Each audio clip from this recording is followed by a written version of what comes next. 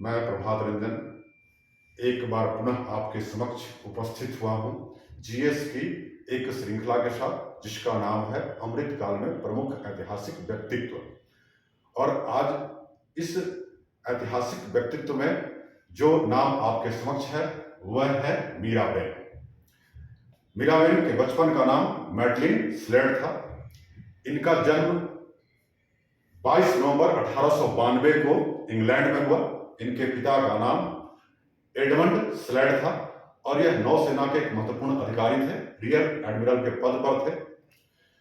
बचपन में ही मीराबेन का खिलौनों के प्रति कोई अभिरुचि नहीं था। जब लोग बचपन में खिलौनों से खेला करते हैं तब इनकी अभिरुचि अज्ञात के प्रति थी। वह अपने संस्मरण में लिखती हैं कि मैं बचपन से ही अज्ञात के प्रति आकर्षित रही। जब पक्षियों की चहचहाहट होती, जब पत्तियों की सरसराहट होती तो हम उसके पीछे भागते। आगे चल करके इन्होंने अपने पिता से घुड़सवारी सीखी। घुड़सवारी में इनकी अभिरुचि थी। इसके बाद यह रोमा रोला जो फ्रांसीसी दार्शनिक हैं और लेखक भी हैं, वह उनके संपर्क में आई और 1923 में वह उनके माध्यम से गांधी के बारे में जाना। और जब गांधी के बारे में जाना तो वह गांधी के व्यक्तित्व और उनके विचारों को पढ़कर उनसे आकर्षित हुई। और इस आकर्षण के बाद गांधी को उन्होंने एक खत लिखा कि मैं भारत आना चाहती हूं और आपसे आकर मिलना चाहती हूं। गांधी को यह पत्र प्राप्त हुआ और साथ ही उसके साथ उनका 20 पाउंड का एक चेक भी गांधी को मिला। गांधी ने, जैसा कि उनका आदत था कि हर जो पत्र उनके पास आता था उस पत्रों का वह जवाब दिया करते थे। तो यह पत्र भी चूंकि विदेश से आया था, एक विदेशी महिला नागरिक के द्वारा लिखा गया था, तो इन्होंने उस पत्र को पढ़ा और पढ़ने के बाद उसका उत्तर लिखा और कहा कि आज से 1 वर्ष के बाद जब तुम्हें भारत आने का दिल करे तब तुम भारत आना, अभी तुम भारत नहीं आओ।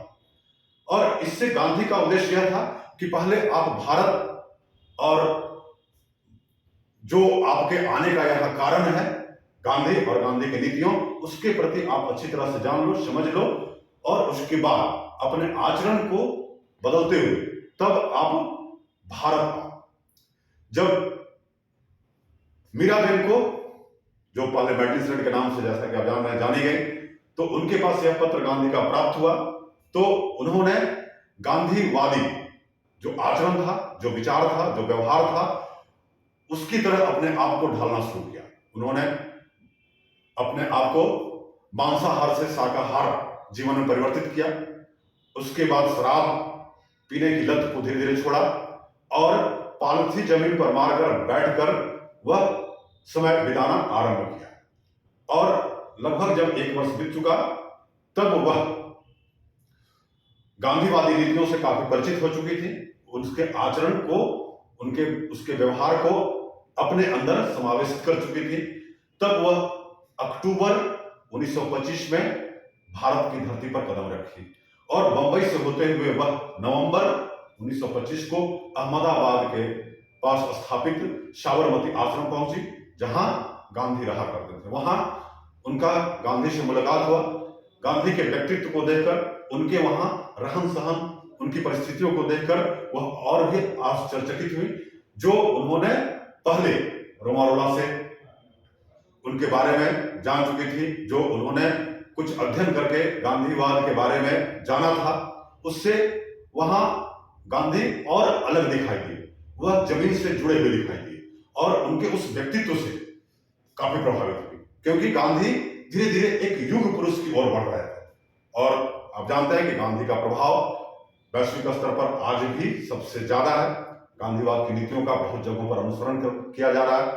और गांधी जब दक्षिण अफ्रीका में अपने सत्याग्रह की नीति को वहां सफलतापूर्वक अंजाम तक पहुंचाया तो विश्व में उनका नाम बढ़ा और बहुत सारे महत्वपूर्ण नेता गांधी से मिलने को प्रेरित हुए, उनके आचार विचार और व्यवहार से प्रभावित हुए और बहुत सारे विदेशी पुरुष और महिलाएं भी उन नीतियों का अनुसरण करना प्रारंभ किया और उसी में एक नाम मीराबेन का भी है। तो यह मैडलिन स्लेड थी। जब भारत आई, गांधी के संपर्क में आई गांधी उनके व्यक्तित्व से भी प्रभावित हुए, क्योंकि वह पूरी तरह से अपने को बापूमय बना चुकी थी। उन्होंने अपने सर का मुंडन करवाया, उन्होंने भारतीय साड़ी पहनना आरंभ किया और सादा जीवन व्यतीत करना शुरू किया, जबकि वह एक नौसेना के अधिकारी की पुत्री थी और उनके पास भौतिक संसाधनों का पूरा अंबार था, लेकिन उन भौतिक सुख सुविधाओं को छोड़ करके वह गांधीवादी नीतियों पर चलना आरंभ किया। तो आगे चलकर वह गांधी की प्रिय शिष्य बनी। गांधी ने उन्हें गोद लेकर अपने बेटी की तरह उनके साथ व्यवहार किया, उनकी पुत्री की तरह देखभाल की।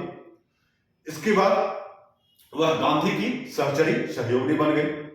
वह उनके लिए नाश्ता बनाती, बकरी का दूध वगैरह उनको गांधी जी को परोसती और इस तरह से धीरे धीरे उनका जीवन यात्रा गांधी के साथ आरंभ हुआ। 1926 में गांधी जी का आप जानते हैं कि मौन व्रत शुरू हुआ था। 1 साल के उन्होंने मौन व्रत रखा और उसके बाद फिर वह राजनीति में सक्रिय हुए। उस सक्रियता के दौरान मीराबेन भी उनके साथ साथ चलती रही और जब गांधी ने 1930 में सविनय अवज्ञा आंदोलन शुरू किया तो मीराबेन भी उसमें साथ थी। मीराबेन नाम गांधी ने ही मैडलिन स्लेड को दिया था। 1930 के सविनय अवज्ञा आंदोलन में मीराबेन को भी गिरफ्तार किया गया। वह 1 साल तक लगभग जेल में रही, उसके बाद वह निकली।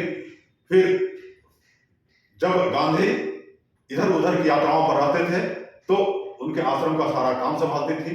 यंग इंडिया को पत्र को उस दौरान पढ़ती थी, क्योंकि यंग इंडिया जानते हैं कि इस पत्रिका की शुरुआत जो है लाला लाजपत राय के द्वारा किया गया था 1916 में और इसके पब्लिकेशन का भार गांधी ने 1919 में संभाला और 1931 तक यह चलता रहा। बाद में उन्होंने फिर हरिजन पत्रिका को प्रारंभ किया।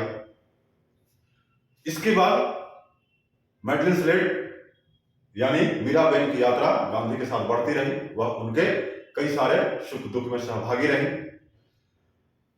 1942 में जब भारत छोड़ो का आंदोलन शुरू हुआ तो उसमें भी मीराबेन के लिए गिरफ्तारी का वारंट था, क्योंकि वह अनुचरी थी, सहचरी थी गांधी की। तो मीराबेन को भी गिरफ्तार कर लिया गया और गांधी के साथ उन्हें भी पूना के आगा खां पैलेस पहुंचा दिया गया। फिर जैसा कि आप जानते हैं कि गांधी को 1944 में अहमदनगर के आगा खां पैलेस से रिहा किया गया। तो उसके साथ साथ मीराबेन और अन्य राजनीतिज्ञों को भी रिहा कर दिया गया। आगे कुछ महीनों के बाद मीराबेन ने गांधी से इजाजत लेकर अपने को इस राजनीति से दूर करने का प्रयास किया और वह कुछ समय तक एकांतवास में रहना चाहती थी। वह शांति प्रिय जीवन जीना चाहती थी। तो वह इस भाग दौड़ भरी जिंदगी से गांधी की अनुमति लेकर हिमालय की तलहटियों की ओर चल पड़ी और वहां उत्तराखंड में एक प्रमुख व्यक्ति अमीर सिंह ने उन्हें रुड़की से हरिद्वार के बीच एक महत्वपूर्ण जगह पर 10 एकड़ जमीन उपलब्ध कराई, जहां पर उन्होंने एक आश्रम खोला। 3 आवाज नहीं आ रही। तब इस आश्रम का नाम किसान आश्रम था। इसके बाद वह ऋषिकेश गई और वहां पर पशु लोक आश्रम स्थापित किया। आगे चलकर वह टिहरी से 28 मील दूर भिलंगा नदी के ऊपर गोपाल आश्रम का निर्माण किया। इसके बाद 1952 में उन्होंने मई 1952 में बापू राज नामक पत्रिका का प्रकाशन किया। लेकिन धीरे धीरे इन कार्यों से में उनकी अभिरुचि घटने लगी और कह सकते हैं कि इसको उतनी गति नहीं मिली जितना वह चाहती थी। इसलिए फिर वह इन सबों से अवकाश लेकर वह कश्मीर पहुंची और कश्मीर में उन्होंने 2 वर्ष तक जो है वहां निवास किया, 1954 से 56 तक। उसके बाद पुनः वह टिहरी गढ़वाल लौटी और यहां कुछ वर्षों तक रुकी। इसके बाद फिर जनवरी 1959 में 1959 में वह भारत छोड़कर इंग्लैंड रवाना हो गई और वहां से फिर वह ऑस्ट्रिया पहुंची और जीवन पर्यंत यानी मृत्यु तक वह वहीं पर बनी रही। वहां वियना में ही उनकी मृत्यु हुई। उनकी मृत्यु 20 जुलाई 1982 को हुई। चूंकि वहां ऑस्ट्रिया में दाह संस्कार की पद्धति नहीं थी, लेकिन उनकी अंतिम इच्छा थी कि हमारा दाह संस्कार किया जाए, तो उनके एक अनन्य जो सेवक थे रामेश्वर दत्त, उन्होंने उनकी चिता जलाई और उनके फिर भस्म को यहां लाया गया और उस भस्म को ऋषिकेश में गंगा में प्रवाहित किया गया। मीराबेन जिस शख्सियत की मालिक थी, जिस विरासत को वह छोड़कर के आई थी, वो पूरी तरह से बापूमय हो चुकी थी। पूरी तरह से गांधीवादी नीतियों का अनुसरण उन्होंने किया था। लेकिन देश की आजादी के बाद जब यहां पर भारत एक नया करवट ले रहा था और उस नए करवट में वह पश्चिमी सभ्यता का पूरी तरह से नकल कर रहा था, उसका अंधानुकरण कर रहा था, तो इससे मीराबेन काफी व्यथित हुई। मीराबेन ने जवाहरलाल नेहरू को कई पत्र भी लिखे और यहां बढ़ते हुए भ्रष्टाचार और यहां जो विकास के लिए जो पर्यावरण को क्षति पहुंचाया जा रहा था, हिमालय के क्षेत्र में पेड़ों की कटाई वगैरह की जा रही थी, उससे पर्यावरण को काफी नुकसान पहुंच रहा था, उसको लेकर के वह संघर्षरत भी हुई। लेकिन जब सरकार ने इसके प्रति उपेक्षा दर्शाया, तब वह भारत में अब अधिक दिनों तक नहीं रहने का फैसला लिया और तभी वह इंग्लैंड की ओर रवाना हुई। तो ये आज की महत्वपूर्ण शख्सियत मीराबेन थी। मीराबेन जब ऑस्ट्रिया गई तो वहां पर उन्हें आर्थिक संकटों का भी सामना करना पड़ा और जब इंदिरा गांधी को इसके बारे में पता चला, क्योंकि वह महात्मा गांधी की अनन्य शिष्या थी, तो फिर उनको भारत सरकार के द्वारा आर्थिक सहायता पहुंचाई गई और उन्हें 1981 में इंदिरा गांधी की सरकार के द्वारा पद्म विभूषण से विभूषित किया गया, जिसके लिए उन्होंने धन्यवाद पत्र भी यहाँ के प्रधानमंत्री और राष्ट्रपति को लिखे। इसके बाद जो है 1983 में उनके सम्मान में भारत सरकार ने 50 पैसे का एक डाक टिकट भी जारी किया। तो यह भारत सरकार का उनके प्रति दिया गया सम्मान था। उन्होंने भारत और यहाँ की भारतीयता के बारे में जो वक्तव्य दिए और जो उन्होंने यहाँ सफाई स्वच्छता आदि के मामलों में बहुत जगहों पर जा करके उसका प्रचार प्रसार किया, स्त्रियों को शिक्षित करने का काम किया, खादी को बढ़ावा देने का प्रयास किया, यह सब उनके काफी महत्वपूर्ण सराहनीय कार्य हैं। तो ये है गांधी के गांधीवादी नीतियों से प्रभावित विदेश की दूसरी महत्वपूर्ण महिला मीराबाई, और यह उनका जीवन परिचय है। धन्यवाद।